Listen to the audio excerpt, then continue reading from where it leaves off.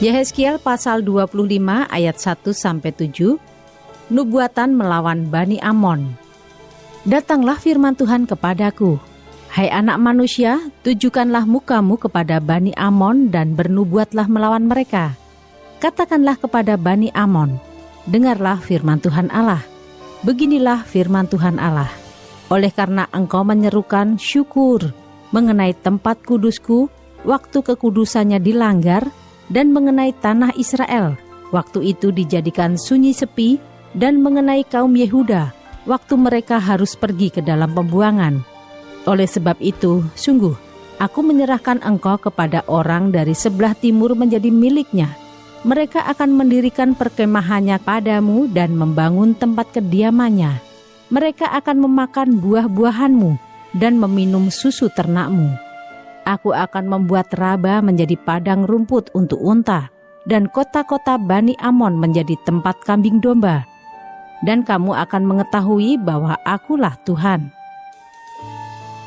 Sebab beginilah firman Tuhan Allah, oleh karena engkau bertepuk tangan dan mengentakkan kakimu ke tanah, dan bergembira dalam hatimu atas kecelakaan tanah Israel, oleh sebab itu, sungguh, aku akan mengacungkan tanganku melawan engkau, dan menyerahkan engkau menjadi jarahan bagi suku-suku bangsa, dan melenyapkan engkau dari tengah bangsa-bangsa, dan membinasakan engkau dari negeri-negeri.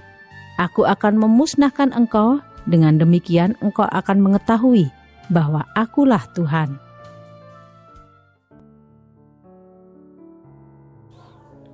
Shalom saudara, terkadang kita tidak habis pikir.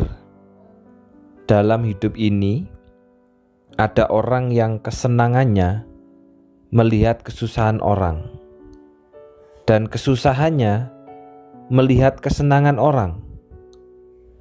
Ketika lihat orang senang, susah banget gitu loh.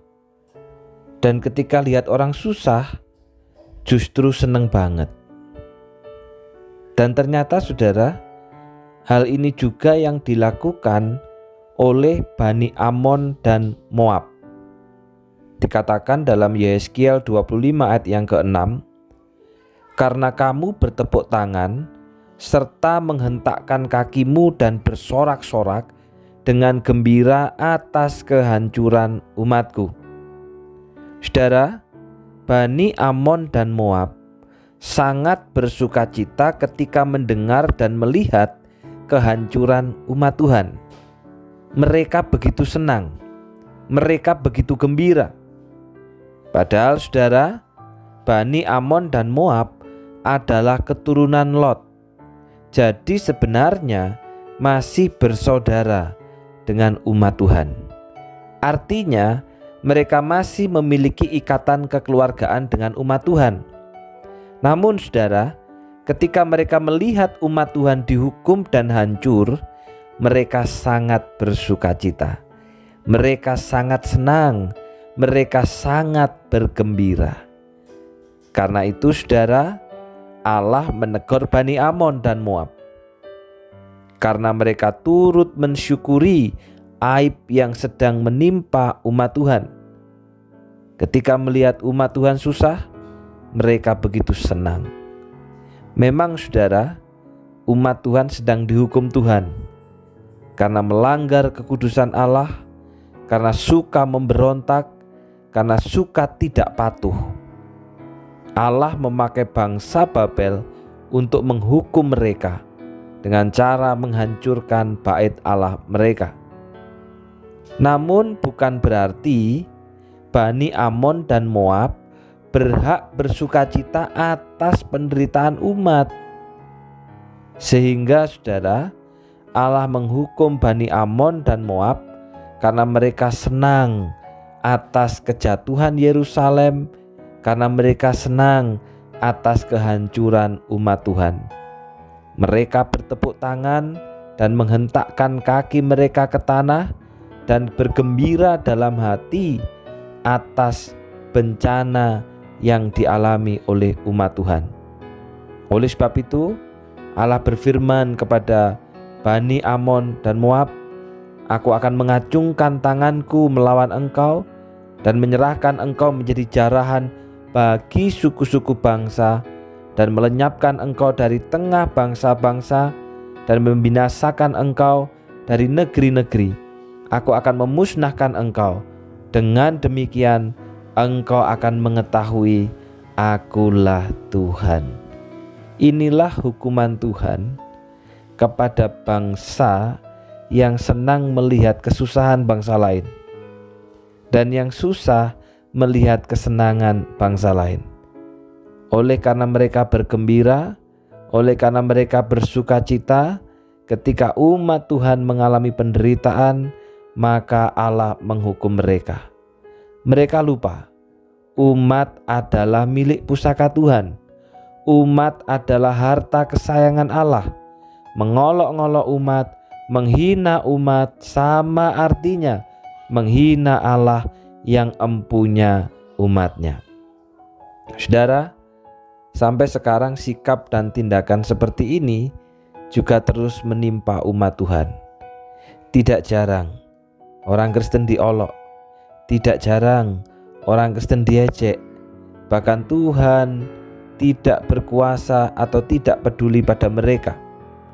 Ini menurut pendapat orang-orang, terutama saat sedang ditimpa kemalangan. Kadang, saudara, memang kita mengalami musibah karena kita sendiri yang tidak hidup kudus.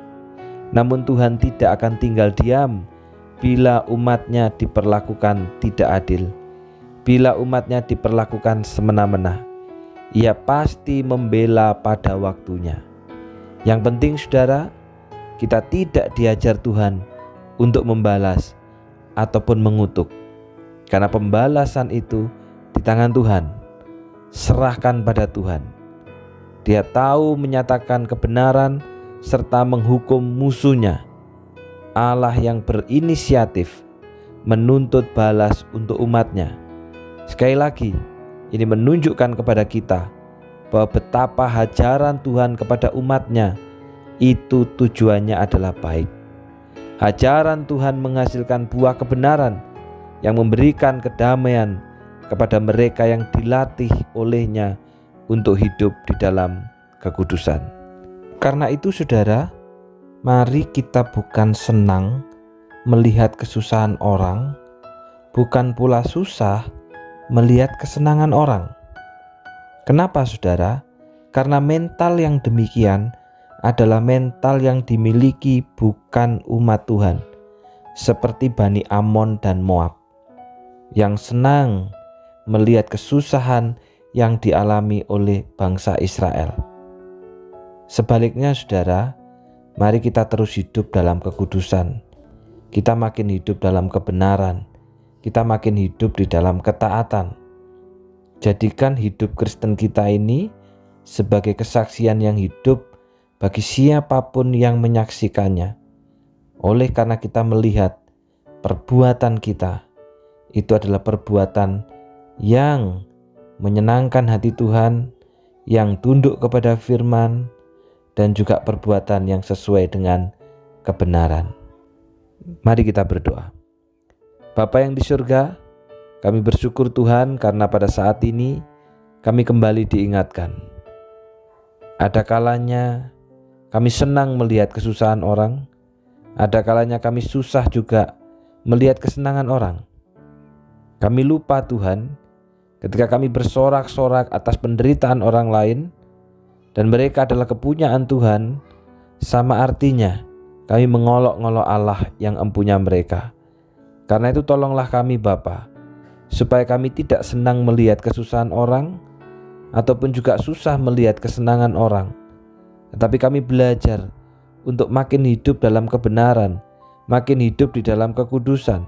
Apakah hidup kami, apakah perkataan kami, bahkan pikiran kami sudah sesuai dengan firman-Mu, sehingga kami menjadikan hidup kekristenan kami sebagai pujian bagi orang lain karena mendapat berkat, menyaksikan perbuatan baik, bahkan menerima perbuatan baik yang kami lakukan sebagai umat Tuhan. Secara khusus juga Bapa berdoa untuk kedua saudara kami, untuk Naomi Wahyuni. Kami bersyukur 28 tahun Engkau telah memelihara, menolong, dan hamba-Mu terus berdoa Bapa, di dalam kehidupan di masa-masa yang akan datang.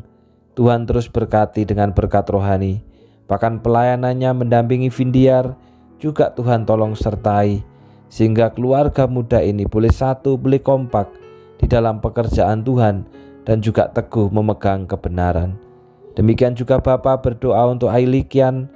Kami bersyukur 60 tahun Tuhan telah memelihara, Tuhan telah menyertai, Tuhan telah melindungi. Dan hamba-Mu juga berdoa Tuhan untuk segala pergumulannya bersama dengan Pak Sugeng. Kiranya Tuhan sertai, kiranya Tuhan yang memberikan pertolongan, bahkan penyertaan yang daripada Allah. Apa yang direncanakan, kiranya rencana Allah sendiri. Tuhan berikan kesehatan, Tuhan berikan kedamaian, Tuhan berikan damai sejahtera, Tuhan berikan berkat rohani yang dari surga. Terima kasih Bapa, dalam nama Tuhan Yesus kami sudah berdoa. Amin. Selamat ulang tahun untuk Naomi Wahyuni, dan selamat ulang tahun juga untuk Ailikian. Teruslah terikat dengan perjanjian. Tuhan memberkati.